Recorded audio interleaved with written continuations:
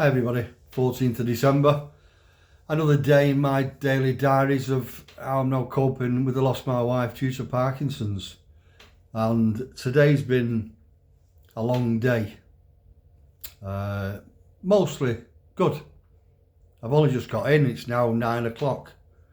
Dead on 9 o'clock. As you know, I've been over to Angie's garden. We started this morning. When I woke up this morning, about 6 o'clock, I just woke up wide awake. I'd had a good night's sleep as well. Well, as good as I've had for a while. Not all the way through again, but you know, okay, sleep-wise. But it's this 6 o'clock. I just woke up wide awake for some reason. Anyway, so I got up and I mooched about, and I got back in bed about 7:15. I must have fell asleep again because it was 7:45 when I then woke up. So I don't know what that was all about. So I got up, had my breakfast, and then I had a lounging bath again. And music on. I was in the bath for a good hour and 15 minutes again. So by the time I'd done and you know, got dressed and dried and dressed and ready, I left here about 12, 12:15, and I went to the garden centre and bought myself a plant because I was going over to Angie's garden. But I just kept wondering why that sudden wake up this morning. Strange. It's been on my mind all day. But then, so when I went to the garden, I spoke to granddaughter and said I'd probably be there for 1:30ish. Because she was going over meeting me there with her two young uns. Anyway, I got a plant. I pulled one of the fellas that works there. I asked him for the best sort of plant that'll last and the wild deers won't eat. So that was a new one on him. Anyway, he had a look on his phone. He googled it or something. He told me, and we stood right at the side of him. He said, "Oh, these here." We stood right at the side. Anyway, so I picked a white one, different colours. I think they're part of the rose family, he said, but they don't look like roses, but so whatever that means, I don't know. Anyway, so I picked this white one and I shot off over there, and of course it was raining. Before I left here, I was talking to a photograph here, what's on the table. I always say, tell her where I'm going when I leave, and you know, give her a kiss, and then, you know, when I get back, I'll tell her I'm back. But I just realised I didn't leave the radio on today. I always leave the radio on for myself as well. I'm for Angie, so she's had a quiet day, but I didn't really notice that when I walked in. So yeah, that deathly quiet thing didn't hit me when I walked in, but I suppose it's because I was concentrating on getting this done and getting my shower and a bite to eat before it got too late.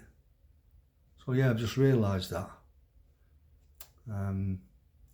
Anyway, so while I was there, you know, I was having a chat with her. It was raining, so I couldn't put that laminated photo up again. So what I'm going to do is I'm going to buy a frame, a stand-up frame, and put it in a frame. I think at least I can stand it up. Then just leave it on the base next to the headstone.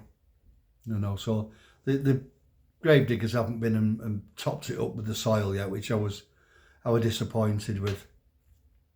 Anyway, so I was having a chat with her, and while I was stood in the rain, thanking her for, you know, letting me get wet while I'm stood there, and just kept asking her for a sign. So I need his sign, Angie. You're not helping me. You're not giving me signs, anything. You know, what's happening? So I went back to the car and put my bucket back in, and just got a cloth and went back down to wipe it. But I've got another bucket in the back of the car as well, what I've used for putting any rubbish in and stuff like that. And there was a screwed up bit of paper in the bottom of it. And so I got it out, and I brought it in with me, and it was right screwed up.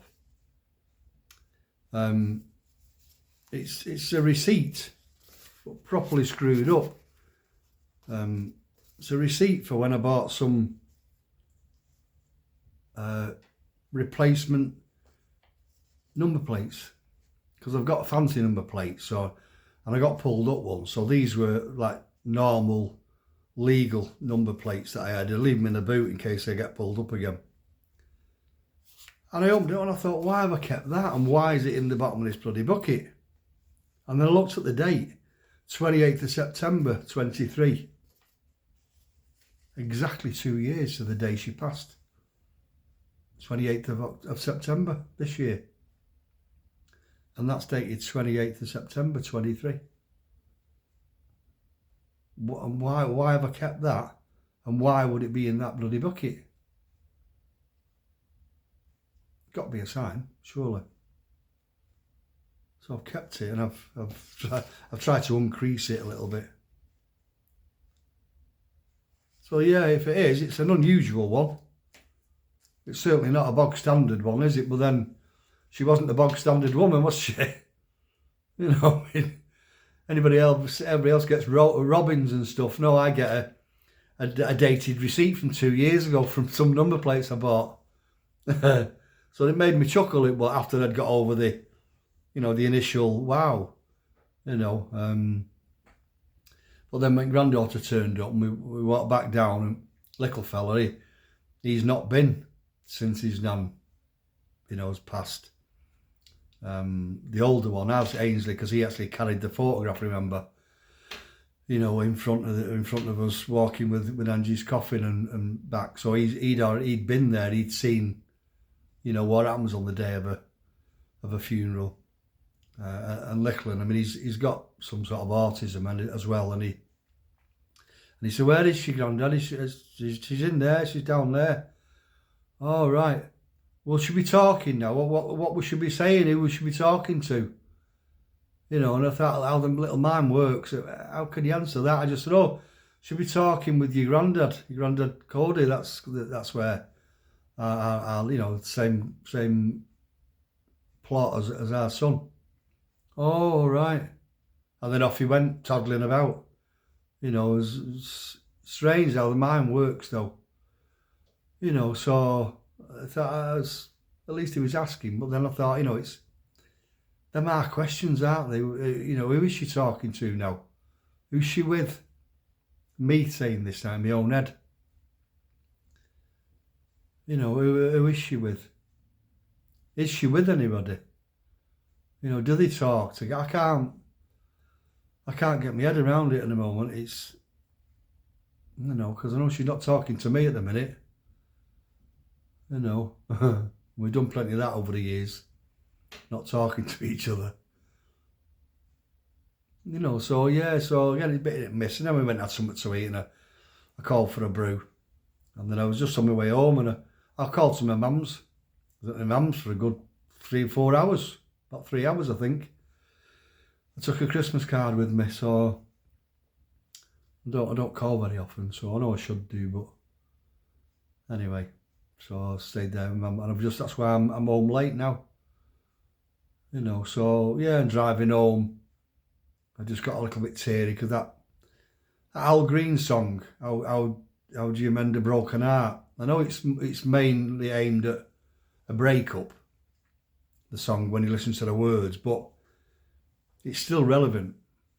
It's still relevant to the way I'm feeling, you know, at the moment. So yeah, so that made me a bit teary, you know. But then the next record come on, and I just give me head a wobble, and you know, and started singing along to it. I think it was a Wilson Pickett song, I think, and it's mad.